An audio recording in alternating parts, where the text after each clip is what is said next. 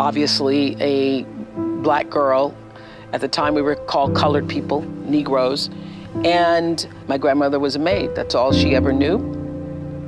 The only real expectation she held for me was that I would one day become a maid and, in her words, have some good white folks, meaning people who would not speak negatively about me, who would allow me to take food home, who would be good to me, would treat me with some level of dignity and respect.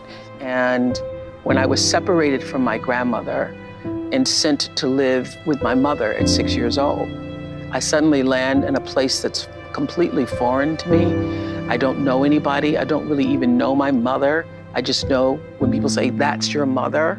I walked into that space feeling completely alone and abandoned with no explanation of why I was being sent away.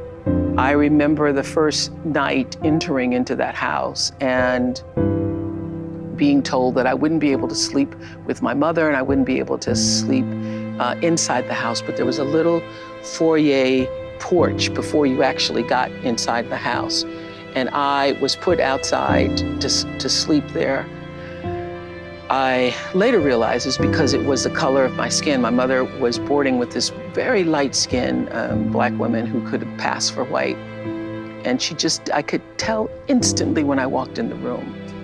And when I was 14 years old, I became pregnant and hid the pregnancy for 7 months until the baby was born. And I say the baby because I was so disassociated and still do feel such a disassociation. I never felt like it was my baby. And hiding that secret and carrying that shame really blocked me in so many ways that I remember being taken to the detention home when my mother was going to put me out of the house at the age of 14, and being taken to the detention home and waiting to be processed through the detention home and recognizing in that moment that I have been abused since I was 9 years old, raped at 9 years old, abused at 10 years old, molested for all of those years, and now pregnant as a result of that. And looking around the detention home at all of these girls who'd been placed there for being bad girls. And I remember having a moment thinking, now I am officially a bad girl. I'm now, for the rest of my life, going to be called a bad girl because I'm going to be put in this place. And thinking to myself, sitting there waiting to be processed, that I really don't belong here, and I don't even know how this happened to me, that I am in a place for bad girls because I didn't feel like I was a bad girl.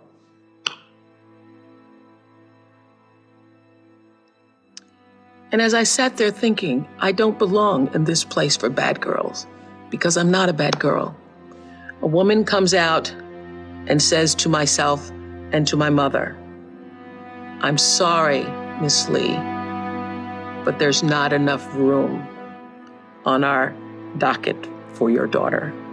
You'll have to come back in 2 weeks. There isn't enough room for her here." And my mother and I had to leave. And I was released to go to live with my father.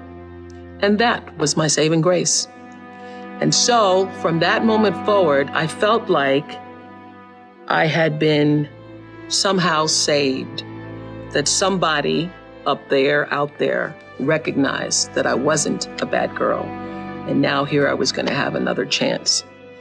And after I gave birth at 14 years old, to a child that I never even knew how this even happened to me at the time. When that child died, my father said to me, "This is your second chance. This is your opportunity to seize this moment and make something of your life." And I took that chance. And I got my first job in radio when I was 16 years old, because I've been broadcasting since I was 16 years old. But my first job I got because I was a great reader. And what I found is I wasn't so good at the writing part, but if I was just standing up and talking about what had just happened, it was really good. Okay. And then I started to feel, so I started in 19, working in television, became an anchor immediately afterwards. I could feel inside myself that reporting was not the right thing for me, even though I was happy to have the job. Knowing what you don't want to do is the best possible place to be if you don't know what to do. Because knowing what you don't want to do leads you to figure out what is it you really do want to do. I was under contract and they didn't want to give up the $25,000. So they were trying to keep me on to the end of the year. So they put me on this this is the way life works. They put me on a talk show to try to avoid having to pay me the contract out.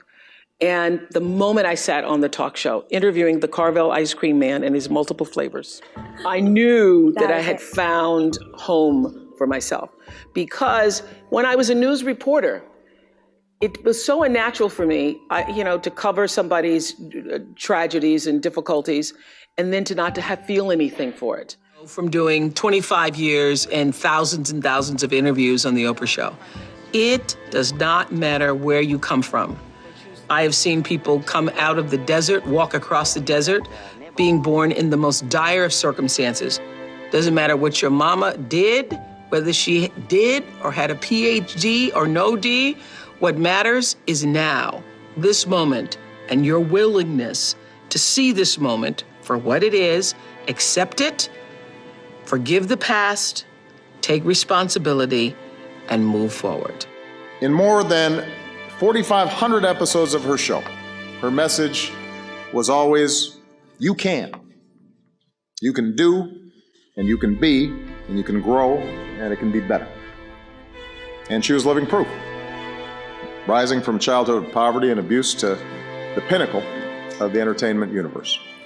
But even with 40 Emmys, the distinction of being the first Black female billionaire, Oprah's greatest strength has always been her ability to help us discover the best in ourselves. As you are responsible for your life. And if you're sitting around waiting on somebody to save you, to fix you, to even help you, you are wasting your time, because only you have the power to take responsibility to move